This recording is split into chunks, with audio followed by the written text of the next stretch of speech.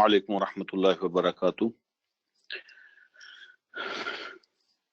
انشاءاللہ ہم اب اپنے آج کے سیشن کا آغاز کرتے ہیں۔ آج انشاءاللہ سورہ نساء ہے اور 5واں پارہ اور آیت نمبر 36 اس سے ہم اپنے سبق کا آغاز کر رہے ہیں۔ اعوذ باللہ من الشیطان الرجیم، بسم اللہ الرحمن الرحیم۔ وَاعْبُدُوا اللَّهَ وَلَا تُشْرِكُوا بِهِ شَيْئًا وَبِالْوَالِدَيْنِ إِحْسَانًا وَبِذِي الْقُرْبَى وَالْيَتَامَى وَالْمَسَاكِينِ وَجَارِ ذِي الْقُرْبَى وَجَارِ الْجُنُبِ وَصَاحِبِ بِالْجَنبِ وَابْنِ السَّبِيلِ وَمَا مَلَكَتْ أَيْمَانُكُمْ إِنَّ اللَّهَ لَا يُحِبُّ مَنْ كَانَ مُخْتَالًا فَخُورًا الَّذِينَ يَبْخَلُونَ وَيَأْمُرُونَ النَّاسَ بِالْبُخْلِ وَيَكْتُمُونَ مَا آتَاهُمُ اللَّهُ مِنْ فَضْلِهِ وَأَعْتَدْنَا لِلْكَافِرِينَ عَذَابًا مُهِينًا۔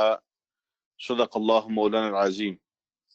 اللہم صلی علی سیدنا و مولانا محمد مبارک وسلم علیہ صلاۃ سلاما کثیرا کثیرا۔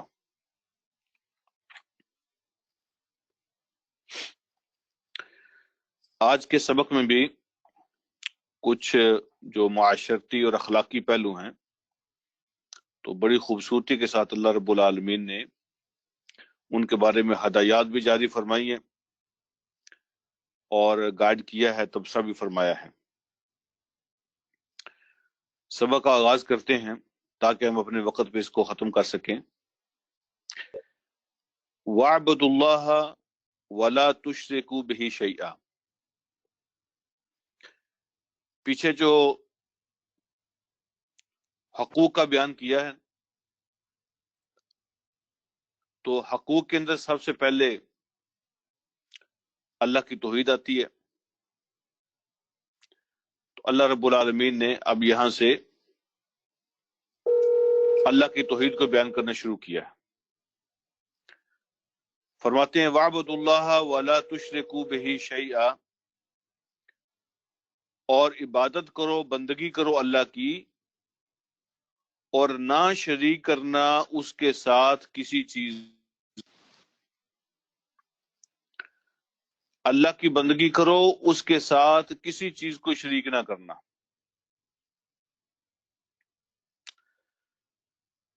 مشہور حدیث آپ پہلے بھی کئی دفعہ سن چکے ہیں۔ نبی علیہ الصلوۃ والسلام نے ایک صحابی کو خطاب کر کے ارشاد فرمایا کہ اگر تمہارے ٹکڑے کر دیے جائیں یا تمہیں آگ میں جلا دیا جائے، شرک نہ کرنا۔ تمہارے ٹکڑے کر دیے جائیں یا تمہیں زندہ آگ میں جلا دیا جائے، شرک نہ کرنا، اتنا بڑا جرم ہے۔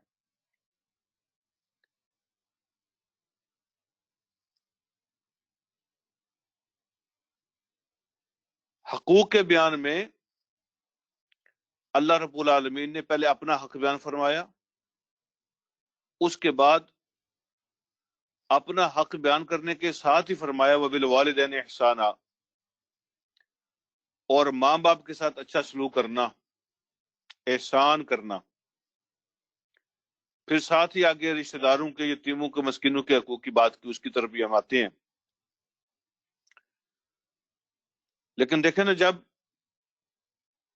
حقوق کو ادا کرتے ہوئے اگر کوئی شخص اپنے پیدا کرنے والے کا حق ادا نہیں کرتا، جس نے وجود بخشا ہے، زندگی بخشی ہے، سانسیں دی ہیں، اگر کوئی اس کا حق ادا نہیں کرتا تو انسانوں کے حقوق کیسے ادا کر سکتا ہے؟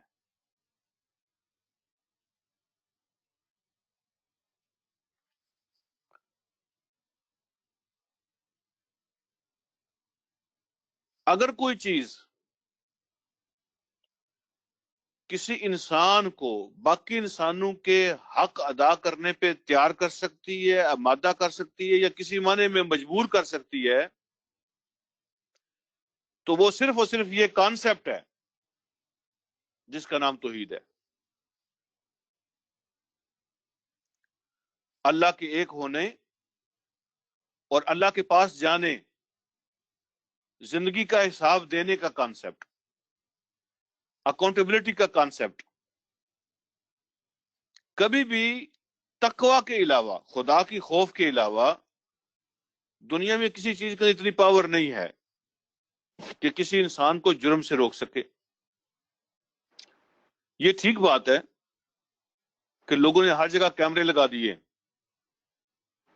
موٹر وے پہ کیمرے ہیں، بینک میں جاؤ کیمرے ہیں، شاپ پہ جاؤ کیمرے، ہر جگہ پہ کیمرے لگے ہوئے، آفس میں جاؤ کیمرے لگے ہوئے ہیں۔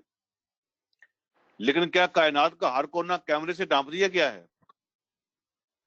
ہر جگہ پہ کیمرے لگ گئے ہیں، اور کوئی جگہ ایسی نہیں ہے جو کیمرے سے ہٹ کے بندہ جرم کر سکتا ہو۔ تو جہاں کیمرے کی آنکھ نہیں دیکھ رہی، تو وہاں وہ کون سا احساس ہے جو کسی کو حق تلفی سے روکتا ہے، جرم کرنے سے روکتا ہے، انسانوں کے ساتھ زیادتی کرنے سے روکتا ہے؟ وہ صرف ایک احساس ہے، اور اس کا نام ہے توحید، کہ اللہ ایک ہے، وہ اکیلا میری زندگی کا مالک ہے، وہ میری موت کا مالک ہے، میرے موت کے بعد میں نے اس کے سامنے حاضر ہونا ہے، میرا سارا ریکارڈ اس کے پاس ہے، اور مجھے اکاؤنٹیبلٹی کرنی ہے۔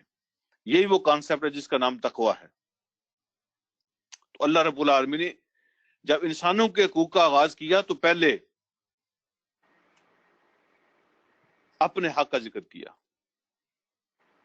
کیونکہ یہی وہ حق ہے جو تمہیں تیار کرے گا کہ اگلے حقوق ادا کر سکو۔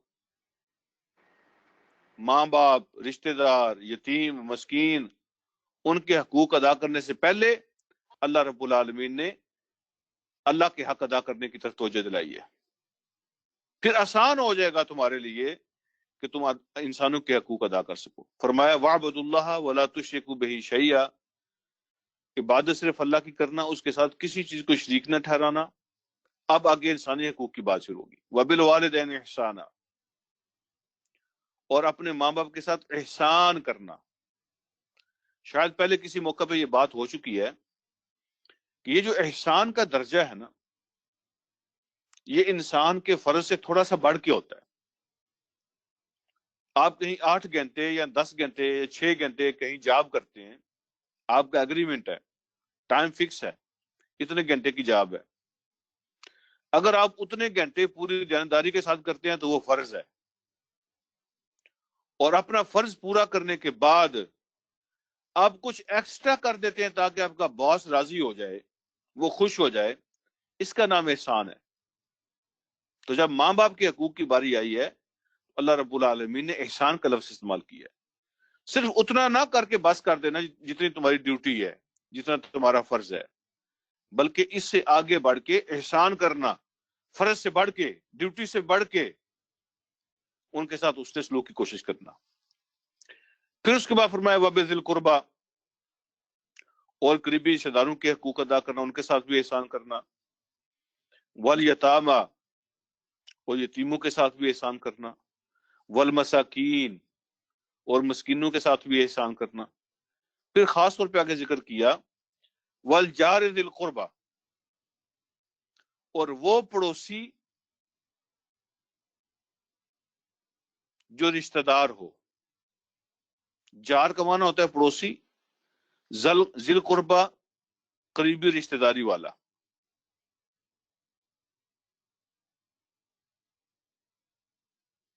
یہاں پہ پڑوسی کا نام لے کے اللہ رب العالمین نے 2 قسم کے پڑوسی ذکر کیے۔ ایک فرمایا وَالْجَارِ ذِی الْقُرْبَى، ایک وہ پڑوسی جس کے ساتھ رشتہ داری ہو قریبی۔ اس کے بعد فرمایا وَالْجَارِ الْجُنُبِ، اور یہ جو جونم کا لفظ ہے یہ اجنبی سے نکلا ہے، اجنبی سے، جو آپ کے لیے ان نون ہوتا ہے، جس کے ساتھ رشتہ نہیں ہوتا، کوئی خون کا تعلق نہیں ہوتا۔ وَالْجَارِ الْجُنُبِ، جو پڑوسی رشتہ دار ہے اس کے ساتھ بھی احسان کرو، لیکن ہو سکتا ہے اس کے ساتھ آپ احسان کر رہے ہو کہ اس کے ساتھ رشتہ ہے، لیکن اللہ فرماتے ہیں کہ کسی کا پڑوس میں ہونا یہی اس بات کے لیے کافی ہے کہ وہ تمہارے احسان کا حقدار ہے۔ وَالْجَارِ الْجُنُبِ، تمہارا پڑوسی ہو چاہے اجنبی کیوں نہ ہو، اس کے ساتھ بھی احسان کا سلوک کرنا۔ اور اسلام نے اس سے آگے بڑھ کے فرمایا ہے وَصَاحِبِ بِالْجَنبِ، اور پہلو کا ساتھی، اس کی تشریح میں آپ کے سامنے آپ سے شیئر کرتا ہوں. اب اس کا ترجمہ دیکھ لیں. وہ صاحب کا معنی ہوتا ہے دوست، ساتھی، اور جنب کا معنی ہوتا ہے پہلو. آپ کے ساتھ بیٹھنے والا، چلنے والا، کھڑا ہونے والا، پہلو کا ساتھی. وابن السبیل، اور مسافر، ان سب کے ساتھ اس سے سلوک کرو. وما ملکت ایمانکم، اور وہ لوگ جو تمہارے انڈر کام کر رہے ہیں، تمہارے دایاں ہاتھ جن کے مالک ہیں، یعنی لونڈیاں اور غلام، یہ آج کل کے زمانے میں تمہارے ملازم اور تمہارے ماتحت. اور اس کے بعد اللہ رب العالمین فرماتے ہیں ان اللہ لا يحب من کان مختالا فخورا، بے شک اللہ رب العالمین بالکل پسند نہیں فرماتا ان لوگوں کو جن کے اندر غرور ہوتا ہے اور ان کے اندر فخر ہوتا ہے. یہ آیت پوری اب اس کو دیکھتے ہیں. پڑوسیوں کی جب اللہ رب العالمین نے بات فرمائی ہے، ماں باپ کے ساتھ، قریبی رشتہ داروں کے ساتھ، یتیموں کے ساتھ، مسکینوں کے ساتھ اس سے سلوک کرو، اس کے بعد پڑوسی کی بات فرمائی. تو پڑوسی کی ایک قسم وہ ہوتی ہے کہ ایک ہوتا ہے پڑوسی جو آپ کے مکان کے بالکل ساتھ رہتا ہے،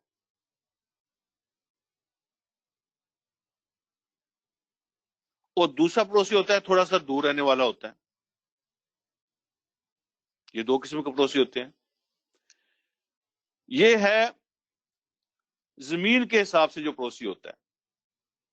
ایک ہے آپ کے نیکسٹ ڈور رہتا ہے، ایک ہے تھوڑا ہٹ کے رہتا ہے. زمین کے حساب سے پڑوسی کی تقسیم یہ ہے. ایک پڑوسی وہ ہے رشتے کے حساب سے اس کی تقسیم ہوتی ہے، یعنی پڑوسی بھی ہے، رشتہ دار بھی ہے. اور دوسرا پڑوسی بھی ہے لیکن غیر رشتہ دار ہے، اس کے ساتھ کوئی خون کا، کوئی فیملی کا، خاندان کا تعلق نہیں ہے. اور پھر پڑوسیوں کی پھر دو قسمیں ہیں. ایک ہے پڑوسی مسلمان بھی ہے، اور دوسرا ہے پڑوسی ہے مسلمان نہیں ہے. تو یہ تین کیٹیگریز ہیں پڑوسیوں کی. ایک ہے زمین کے حساب سے، قریب اور دور کے حساب سے، آپ کا نیکسٹ ڈور پڑوسی ہے یا اگلے گھر والا پڑوسی ہے. ایک ہے تعلق کے حساب سے، آپ کا رشتہ دار پڑوسی ہے، ایک پڑوسی ہے رشتہ دار نہیں ہے. پھر ایک ہے نظریے کے حساب سے، ایک ہے جو پڑوسی مسلمان ہے اور ایک ہے پڑوسی جو مسلمان نہیں ہے. ان سارے پڑوسیوں کے ساتھ حسن سلوک کرنے کا حکم ہے، ان سب کے ساتھ. اور وہ پڑوسی جو مسلمان بھی ہے اور پڑوسی بھی ہے اور رشتہ دار بھی ہے، اس کے تین حق ہوتے ہیں. مسلمان بھی ہے، پڑوسی بھی ہے، رشتہ دار بھی ہے، اس کے تین حق ہیں.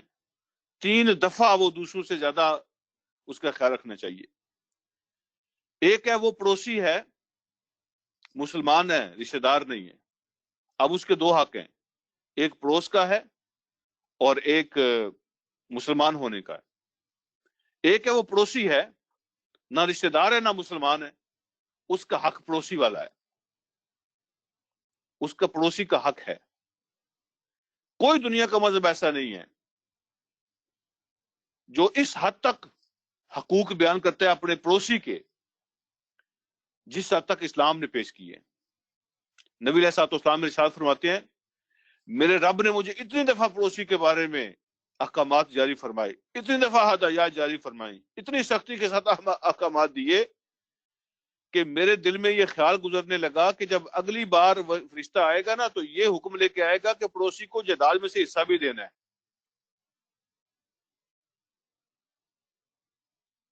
یعنی اتنے سخت احکامات اللہ رب العالمین نے پڑوسی کے بارے میں دیے. میرے دل میں خیال آ رہا تھا کہ جب نیکسٹ ٹائم وہی آئے گی تو یہ حکم لے کے فرشتہ آئے گا کہ پڑوسی کو اپنے جائیداد میں سے حصہ بھی ملے گا.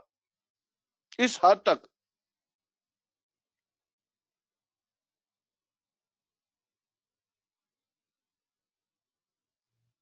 جس کا پڑوسی اس کے بارے میں گواہی دے کہ یہ اچھا آدمی ہے، وہ اچھا آدمی ہوتا ہے۔ جس کا پڑوسی اس کے بارے میں اچھی گواہی دے وہ اچھا ہوتا ہے۔ اور حضور علیہ الصلوۃ والسلام نے اس حد تک یہ بات ارشاد فرمائی ہے کہ جب تم اپنے گھر میں کوئی اچھی چیز بناؤ نا، تو یہ ذہن میں رکھا کرو کہ اس میں پڑوسی کا بھی حصہ ہے، اس میں سے دیا کرو، یا پھر پڑوسی کی دیوار سے تھوڑا ہٹا کے بنایا کرو تاکہ اس کے گھر میں سمیل نہ جائے۔ اس کے بعد آپ اندازہ فرمائیں کہ جو قرآن، جو اسلام، جو نبی، جو دین اس حد تک حکم دیتا ہے پڑوسی کی قسمیں بیان کرنے کے بعد، جو آگے بیان فرمایا نا، بس صاحب بالجنب، کہ وہ لوگ جو کچھ دیر کے لیے آپ کی سائڈ پہ آ جائیں، آپ کے پہلو میں آ جائیں، کچھ دیر کے لیے جو آپ کے پہلو میں آ جائیں، تو ان کا آپ پہ حق آ جاتا ہے۔ تو جو ہمیشہ سے آپ کے پہلو میں رہ رہے ہوں، ان کے کتنے حقوق ہوں گے؟ وہ صاحب بالجنب کا معنی ہے پہلو کا ساتھی، ٹمپریریلی، عارضی طور پر۔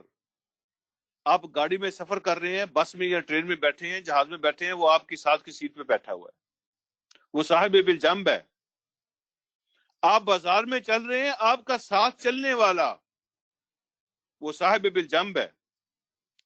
آپ کسی شاپ میں بیٹھے ہیں، کسی ہوٹل میں بیٹھے ہیں، آپ کے ساتھ بیٹھنے والا وہ صاحب بالجنب ہے۔ لہذا اس کو تنگ کرنا، اس کو پریشان کرنا، اس کے لیے دکھ اور پریشانی کا باعث بننا، کسی بھی اعتبار سے اس کی اسلام اجازت نہیں دیتا۔ اس کے ساتھ احسان کرنے کا حکم ہے۔ جو ٹمپریریلی چند گھڑیوں کے لیے تمہاری سائڈ بائی سائڈ آ جائے، اس کے بھی تم پہ حق آ جاتے ہیں، ان کا خیال رکھنا، ان پہ احسان کرنا ہے۔ قرآن کا یہ حصہ میں بتاتا ہے، یہ میری بات غور سے سماعت فرمائیے گا، کہ جو پبلک مقامات ہوتے ہیں، پبلک ٹرانسپورٹ ہوتی ہے، اس میں بعض اوقات ہم زیادہ جگہ گھیر کے بیٹھ جاتے ہیں، اور ہم یہ خیال نہیں کرتے کہ شاید میرے ساتھ والے کو تکلیف نہ ہو رہی ہو، یا کسی اور نے بھی آگے اس جگہ کو استعمال کرنا ہے۔ اگر ہمیں وہ صاحب بالجنب کا خیال نہیں ہوتا تو ہم گناہ کر رہے ہوتے ہیں۔ بندہ وہ سیلفش ہوتا ہے، وہ خود غرض ہے، جو پبلک مقامات پہ دوسروں کے لیے تکلیف کا باعث بنتا ہے، آسانی اور سکون کا باعث نہیں بنتا۔ تو پبلک مقامات پہ جان بوجھ کے زیادہ جگہ گھیرنا اپنی آسانی کے لیے، دوسروں کو پریشان کرنے کے لیے، اس کی اجازت نہیں ہے۔ کسی کے گھر کے سامنے، کسی کی دکان کے سامنے گند پھینکنا، اس کی اجازت نہیں ہے۔ وہ تمہارے پڑوسی ہیں اور ان پہ تم پہ حقوق آتے ہیں۔ لوگ اپنے گھر کا کوڑا اکٹھا کر کے تو دھکا دے کے آگے کر دیتے ہیں۔ دیہاتوں میں ہم نے دیکھا ہے نا، اپنے گھر کے سامنے سے نالی لوگ صاف کرتے ہیں اور پڑوسی کے گھر کے تک کر کے چھوڑ دیتے ہیں، تو سارا گند وہاں اکٹھا کر دیتے ہیں۔ اللہ رب العالمین نے جو اخلاق کا کرائٹیریا طے کیا ہے وہ بہت اعلیٰ ہے، اس کو پورا کرنے کی کوشش کرنی چاہیے۔ فرمایا وہ صاحب بالجنب، جو وقتی طور پہ آپ کے ساتھ آ جاتا ہے، اس کے آپ پہ حقوق آ جاتے ہیں، وہ آپ کا پڑوسی ہو جاتا ہے۔ وابن السبیل، اور سفر کرنے والے مسافروں پر بھی احسان کیا کرو۔ وما ملکت ایمانکم، اور جو لوگ تمہارے متحد کام کرتے ہیں ان پہ احسان کیا کرو۔ پھر اللہ فرماتے ہیں کہ تمہیں ایک سبق دیتے ہیں، قرآن ایک سبق دیتا ہے کہ تمہیں بتائیں یہ حقوق میں کوتاہی کون کرتے ہیں، حقوق العباد میں کمی بیشی کیوں ہوتی ہے، اور لوگ کوتاہی کیوں کرتے ہیں، اور وہ کون لوگ ہوتے ہیں جو کوتاہی کرتے ہیں۔ اللہ پاک فرماتے ہیں یہ غرور ہوتا ہے، یہ اکڑ ہوتی ہے، یہ تکبر ہوتا ہے جو دوسرے انسانوں کے حقوق سے روکتا ہے۔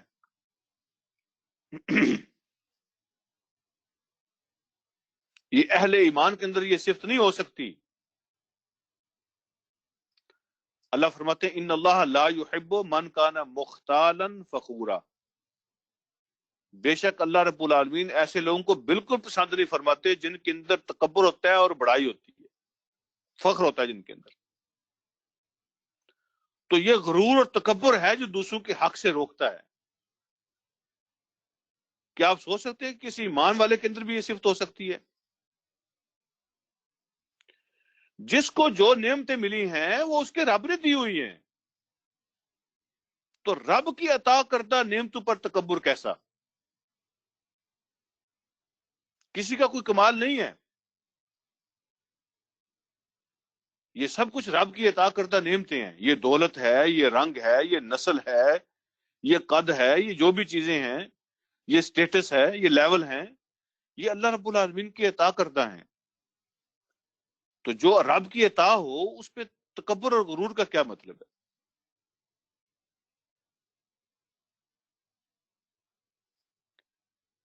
ان میں تو تواضع اور شکر گزاری ہونی چاہیے۔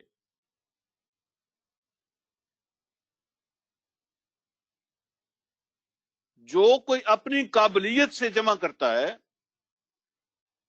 اور اپنے کمال سے اکٹھا کرتا ہے، اس میں اگر وہ تکبر کرے تو سمجھ آتی ہے،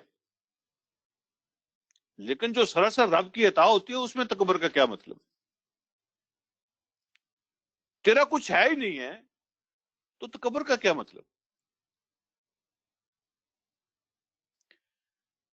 پھر آگے اللہ رب العالمین ارشاد فرماتے ہیں یہ اور کون لوگ ہوتے ہیں، اور کیا نشانی ہوتی ہے ان کے اندر جو انسانی حقوق کے اندر زیادتیاں کرتے ہیں؟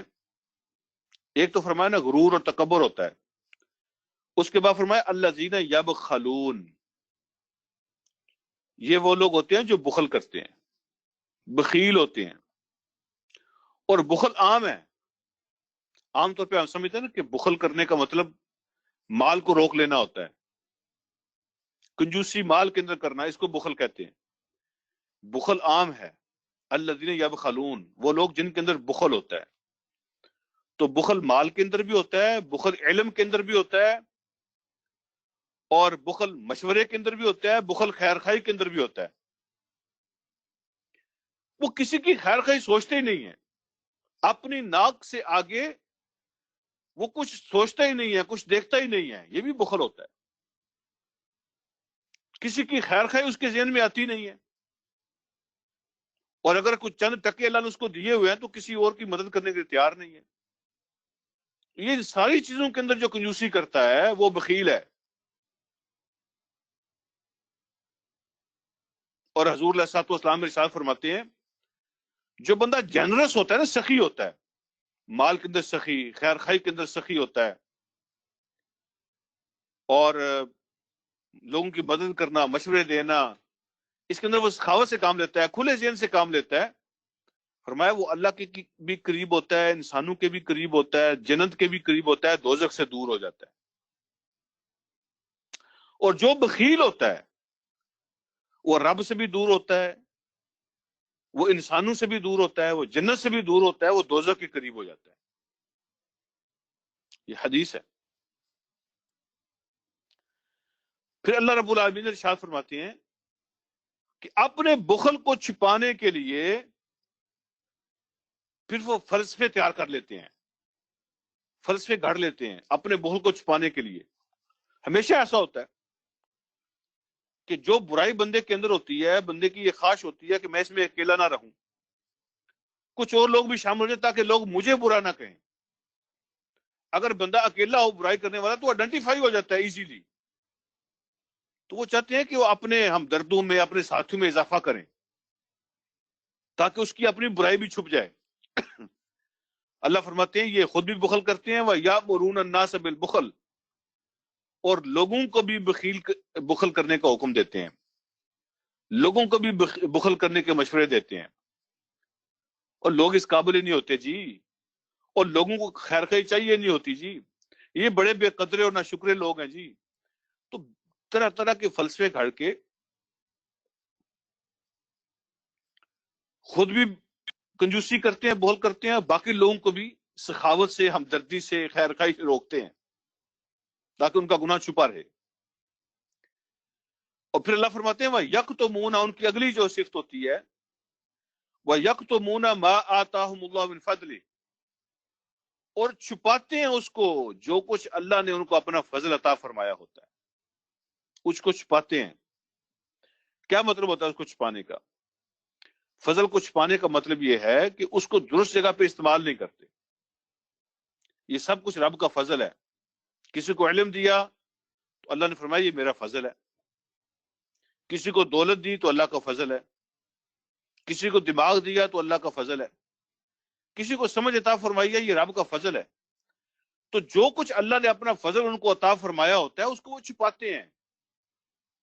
شیئر نہ کرنا، دوسروں کی خیر خواہی نہ کرنا، اپنے علم کو، صلاحیتوں کو دوسروں کے لیے استعمال نہ کرنا، یہ اس کو چھپانا ہے. اور رب کے فضل کو چھپانا اس کی ناقدری اور ناشکری ہے.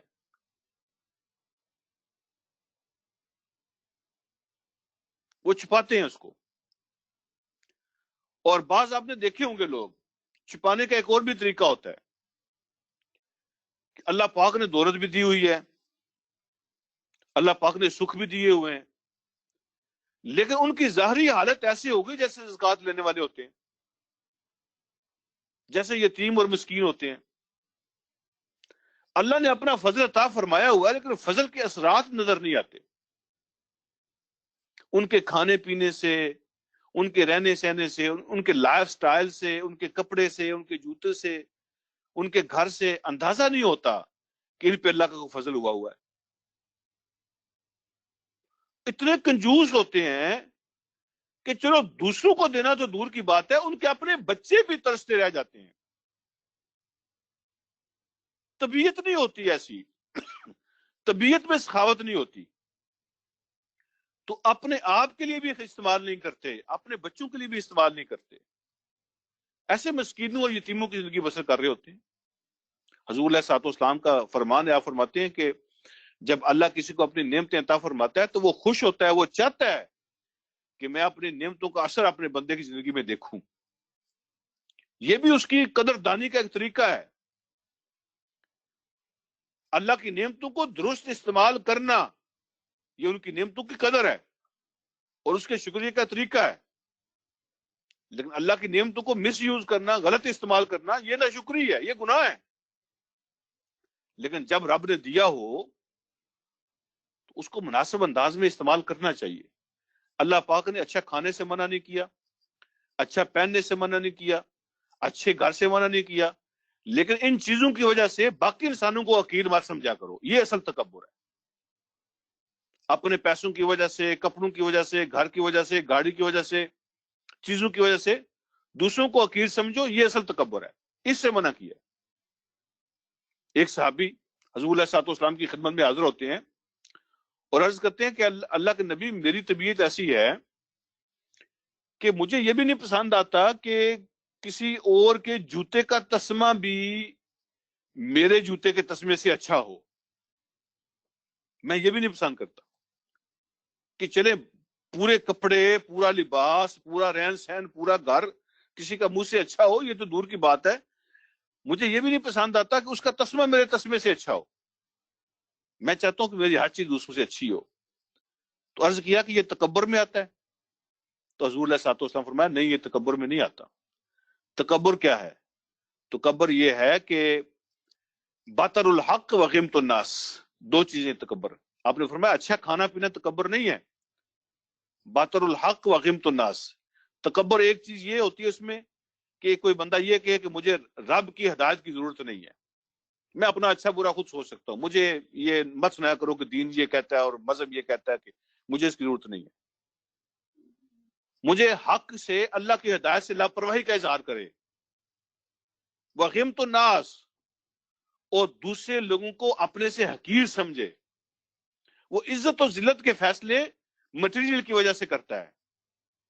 کپڑوں سے عزت و ذلت کے فیصلے کرتا ہے، جوتوں سے، گھروں سے، مٹیریل سے وہ عزت و ذلت کے فیصلے کرتا ہے، بڑے اور چھوٹے کے فیصلے کرتا ہے.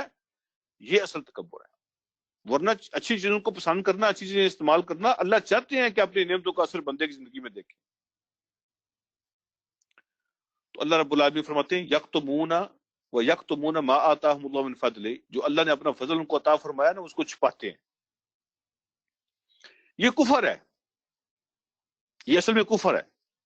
اور آگے یہی بات اللہ نے فرمائی وَأَعْتَدْنَا لِلْكَافِرِينَ عَذَابًا مُهِينًا، اور ہم نے تیار کر رکھا ہے ایسے کافروں کے لیے رسوا کر دینے والا عذاب. مہینن یہ اہانت سے نکلا ہے، توہین سے نکلا ہے. مہینن توہین کر دینے والا، ذلیل کر دینے والا، ان کے لیے عذاب تیار کر رکھا ہے. اس کے بعد اللہ فرماتے ہیں وَالَّذِينَ يُنْفِقُونَ أَمْوَالَهُمْ رِئَاءَ النَّاسِ، کچھ لوگ ایسے ہیں مال خرچ کرتے ہیں، کنجوس نہیں ہوتے، بخیل نہیں ہوتے، مال بہت خرچ کرتے ہیں، لیکن ان کے خرچ کرنے کا پرپز کچھ اور ہوتا ہے. جس طرح بخل بہت برا ہے، اسی طرح بے مقصد خرچ کرنا یا دکھلاوے کے لیے خرچ کرنا یہ بھی بہت برا ہے. الذین ينفقون اموالہم، وہ خرچ کرتے ہیں اپنے مالوں کو رعاء الناس، لوگوں کو دکھانے کے لیے. سارے کام شو آف کے لیے کرتے ہیں، بہت پیسہ خرچ کرتے ہیں لیکن لوگوں کو دکھانے کے لیے. مقصد اور پرپز ہوتا ہے لوگ دیکھیں، واہ واہ کریں، شان کے قصیدے پڑھیں، اور بندہ اپنی نظر میں ہی اپنے آپ کو بڑا سمجھ رہا ہوتا ہے.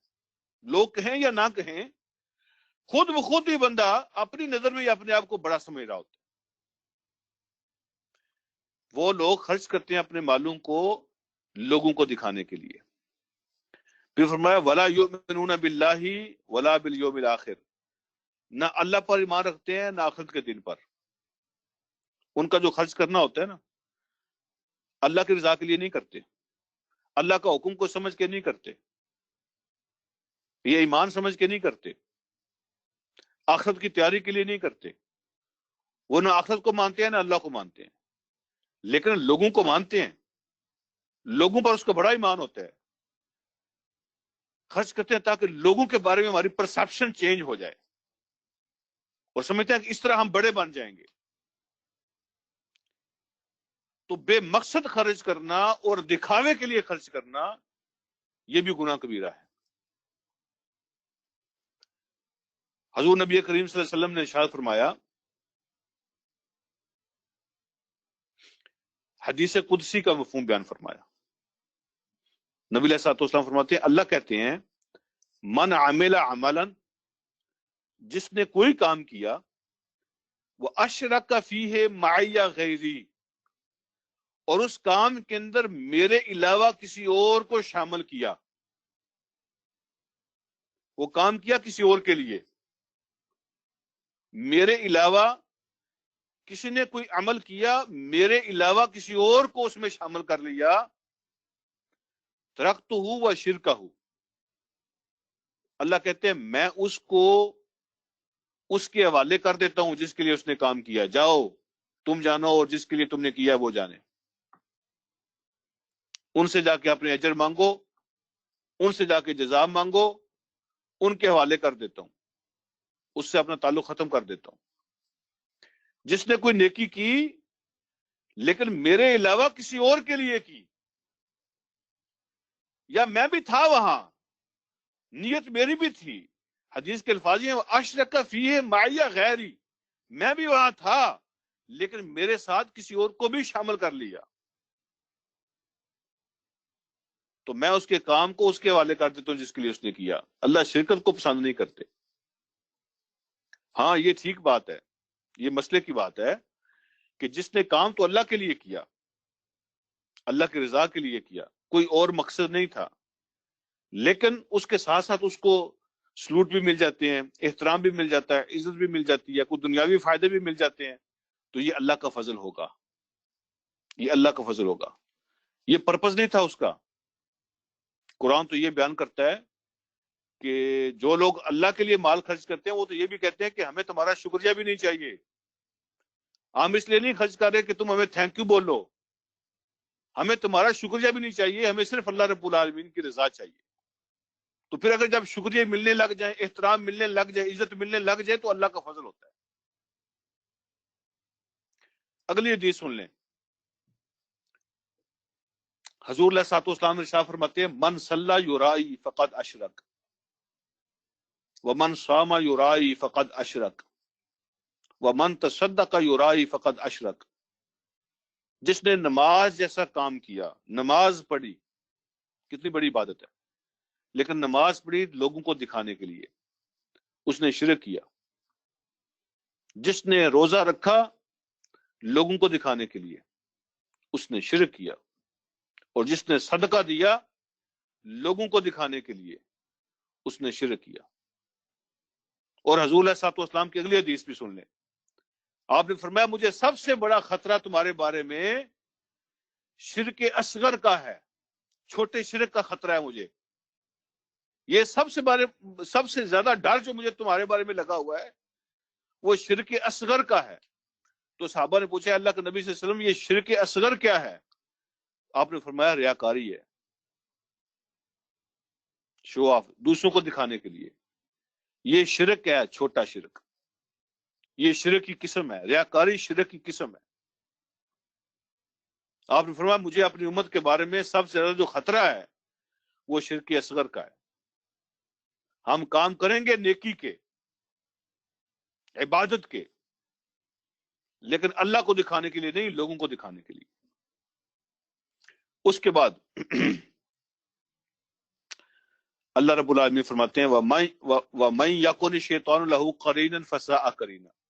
ایسے جو لوگ ہوتے ہیں جو یہ کام کرتے ہیں، جن کی صفتیں بیان کی یہاں پہ، فرمایا ان کی دوستیاں پھر شیطان کے ساتھ ہو جاتی، یہ شیطان کے ہاتھوں میں کھیلتے ہیں۔ وَمَن يَكُنِ الشَّيْطَانُ لَهُ قَرِينًا، اور شیطان جس کا دوست بن جائے، جس کا ساتھی بن جائے، فَسَاءَ قَرِينًا، اس سے برا ساتھی کوئی ہو نہیں سکتا۔ جس کی سنگت شیطان کے ساتھ ہو جائے اس سے بری کوئی سنگت ہو نہیں سکتی۔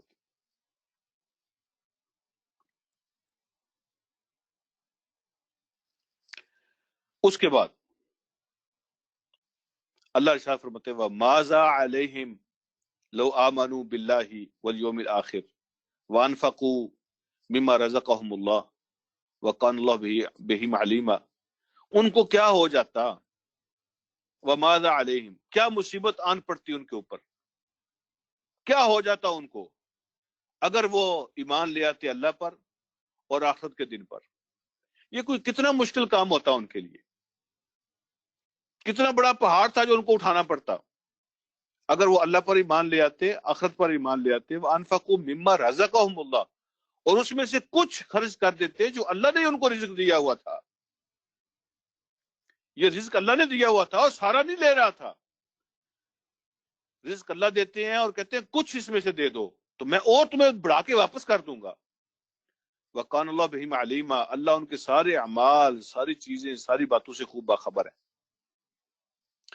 اس کے بعد اللہ فرماتے ہیں ان اللہ لا یظلم مثقال ذرہ، اللہ رب العالمین، بے شک اللہ رب العالمین ظلم نہیں فرماتے کسی پر ذرہ کے برابر بھی، ایک ذرے کے برابر بھی، اس کے ویٹ کے برابر بھی اللہ رب العالمین، ذرہ جو ہوتا ہے نا، یعنی جس کو آگے تقسیم نہیں کیا جا سکتا، اتنی چھوٹی اماؤنٹ کسی چیز کی جس کو آگے تقسیم نہیں کیا جا سکتا، وہ ذرہ ہوتا ہے،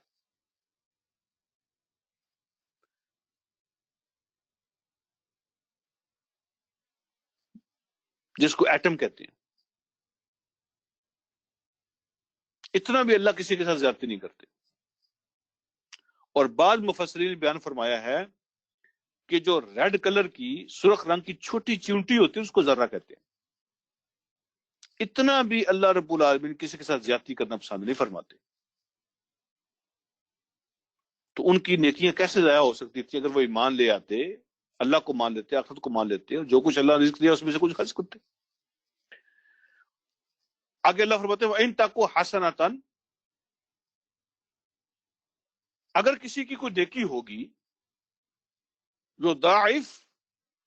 یضاعفها، تو اللہ اس نیکی کو بڑھا چڑھا کے اس کا اجر عطا فرمائیں گے. وہ کسی کے ساتھ زیادتی نہیں کرتے، کسی کا کام ضائع نہیں ہوتا، کسی کے ساتھ ظلم نہیں ہوتا. اگر کسی کی نیکی ہوگی تو اللہ بڑھا چڑھا کے اس کا اجر عطا فرمائیں گے. وَيُؤْتِ مِن لَدُنْهُ أَجْرًا عَظِيمًا، بڑھا چڑھا کے بھی دیں گے، اس کے علاوہ اپنی طرف سے بہت بڑا اجر بھی عطا فرمائیں گے. ایک ہے وہ نیکی کا بدلہ دینا، نیکی کا بدلہ بھی اللہ رب العالمین بڑھا چڑھا کے دیں گے. ایک ہے پھر خوش ہو کے خود اپنی طرف سے عطا کرنا، وہ بھی اللہ پاک عطا فرمائیں گے. تو یہاں تو ڈبل ریوارڈ مل رہے ہیں، نیکی کا بدلہ بھی بڑھا چڑھا کے ملے گا، پھر خوش ہو کے اپنی طرف سے بھی اللہ رب العالمین کو اجر عظیم عطا فرمائیں گے. اور آج صبر کو کنکلوڈ کرتے ہیں.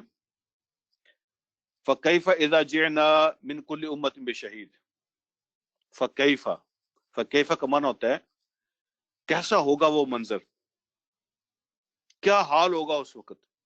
کیفا کا معنی کیسے، کیسا ہوگا وہ منظر.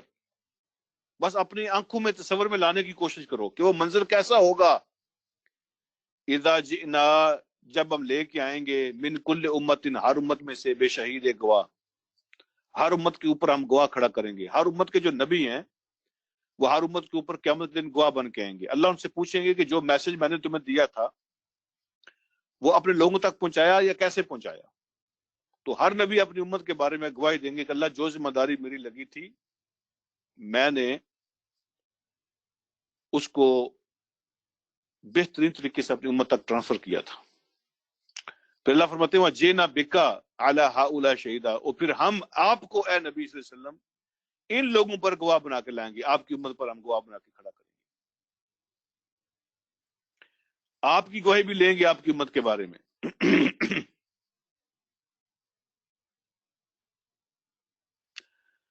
ایک مرتبہ سیدنا عبداللہ بن مسعود رضی اللہ تعالیٰ عنہ سے نبی علیہ الصلوۃ والسلام ارشاد فرماتے ہیں عبداللہ مجھے قرآن پڑھ کے سناؤ. تو وہ پریشان ہوئے، گھبرا گئے کہ میں آپ کو قرآن پڑھ کے سناؤں، آپ تو صاحب قرآن ہے، وحی آپ پہ نازل ہوتی ہے، تو میری کیا ہمت کہ میں آپ کو قرآن پڑھ کے سناؤں. تو جب حضور علیہ الصلوۃ والسلام نے اصرار فرمایا کہ نہیں پڑھو، تو حضرت عبداللہ بن مسعود رضی اللہ تعالیٰ عنہ نے یہ آیتیں پڑھی سورۃ نساء کی. اور یہ سورۃ نساء پڑھتے پڑھتے جب یہاں پہنچے، اس آیت پہ پہنچے، تو نبی علیہ الصلوۃ والسلام نے عبداللہ بن مسعود سے فرمایا بس کر دو، یہاں رک جاؤ. اور حضرت عبداللہ بن مسعود فرماتے ہیں جب میں نے تلاوت کو روک کر حضور علیہ الصلوۃ والسلام کی طرف دیکھا تو آپ کی آنکھوں سے آنسو جاری تھے. وَجِئْنَا بِكَ عَلَىٰ هَٰؤُلَاءِ شَهِيدًا، اور پھر کیسا ہوگا وہ منظر جب آپ کو ان لوگوں پہ گواہ بنا کے لائیں گے. اور یہ بات سن کے آپ کی آنکھوں سے آنسو جاری تھے. علماء بیان فرماتے ہیں کہ اس کی دو وجہ تھی. گواہی کا جو کانسیپٹ ہے، تصور جو ہے، اس کی بات کو سن کے نبی علیہ الصلوۃ والسلام کی آنکھوں سے آنسو جاری تھے. ایک ہے احساس ذمہ داری، اور اس احساس ذمہ داری کی وجہ سے آپ کی آنکھوں سے آنسو جاری تھے. گواہی دینی ہے رب کے سامنے،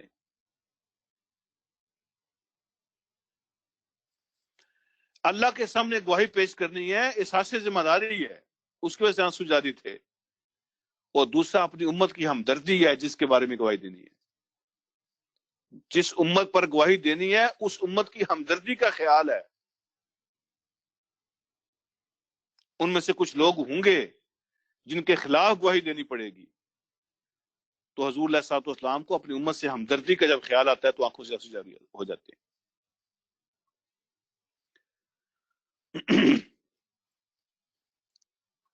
اس کے بعد اللہ رب العالمین ارشاد فرماتے ہیں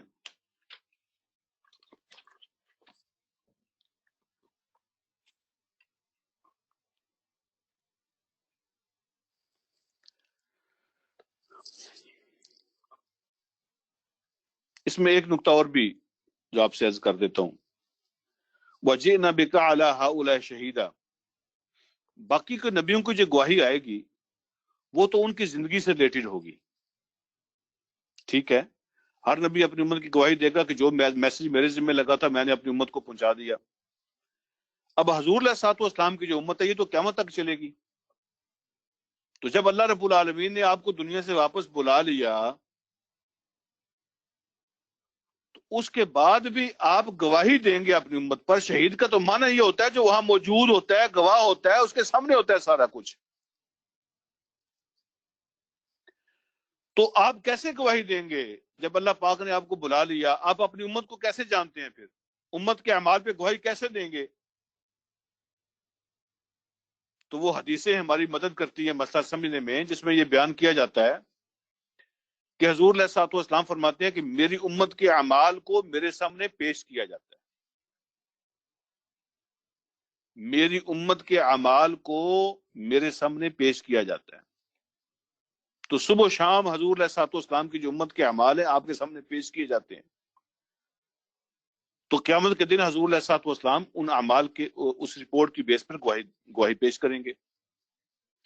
اور پھر یہ جو آیت ہے اس میں ایک دلیل یہ بھی ہے کہ قیامت تک جب حضور علیہ الصلوۃ والسلام کے سامنے امت کے اعمال پیش ہو رہے ہیں اور آپ نے ہی قیامت تک اپنی امت پر گواہی دینی ہے، تو اس کا مطلب یہ ہے کہ آپ آخری نبی ہیں، آپ کے بعد کسی اور نبی نے نہیں آنا. یہ ختم نبوت کی دلیل بھی ہے. اگر کسی اور نبی نے آنا ہوتا تو قیامت تک کی گواہی حضور علیہ الصلوۃ والسلام سے کیوں لی جاتی؟ اس سے لینی چاہیے تھی جو آپ سے بعد آتے. اس کا مطلب ہے آپ کے بعد کوئی نبی نہیں ہے. ہاؤلا، یہ امت ساری کی ساری، اس پر آپ نے گواہی دینی ہے. وجینا بکا علی ہاؤلا، ان سب پہ ہم آپ کو گواہ بنائیں گے. تو یہ ساری امت قیامت تک کے لیے حضور علیہ الصلوۃ والسلام نے اس پہ گواہی دینی ہے، اس لیے کہ آپ کے بعد کسی نبی نے نہیں آنا، ورنہ کسی اور کی گواہی کا ذکر ہوتا. میں آج یہاں پہ سبق کو ختم کرتا ہوں. سوری، ایک آیت رہ گئی ہے جو رکوع ختم ہو جائے گا. آگے اللہ فرماتے ہیں یوم یود الذین کفروا وعصوا الرسول لو تسوی بہم الارض. اس دن وہ لوگ جنہوں نے کفر کیا اور رسول کی نافرمانی کی، ان کی خواہش ہوگی، وہ چاہیں گے. یودو کو معنی ہوتا ہے چاہنا.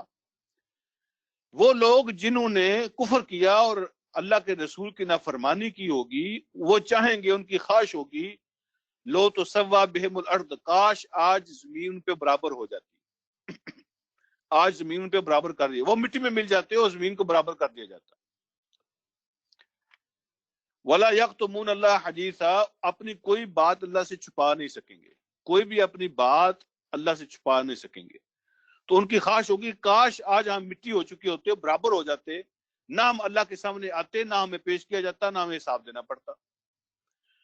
تو مفسرین نے بیان فرمایا کہ یہ خواہش ان کی کیسے آئے گی کہ کاش آج ہم مٹی ہو جاتے. اور سورۃ نبا میں بھی جو آتا ہے نا کہ یا لیتنی کنت ترابا ویقول الکافر یا لیتنی کنت ترابا، کافر کہے کہ کاش میں ہم مٹی ہو چکے ہوتے.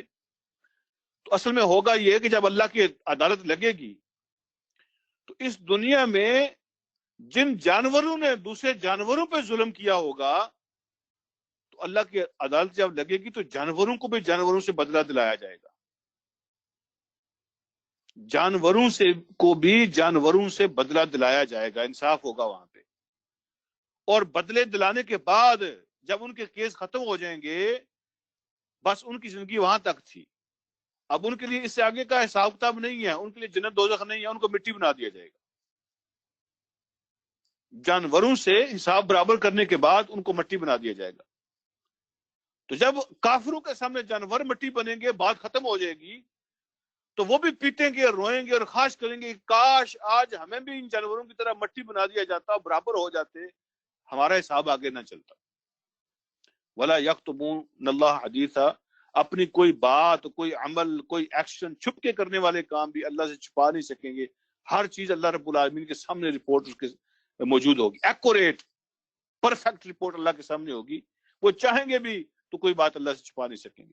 ہم نے پیچھے پڑھا ہے نا کہ وہ تو جب اللہ پوچھیں گے تو وہ انکار کر دیں گے، کہیں ہم نے تو شرک کیا ہی نہیں ہے.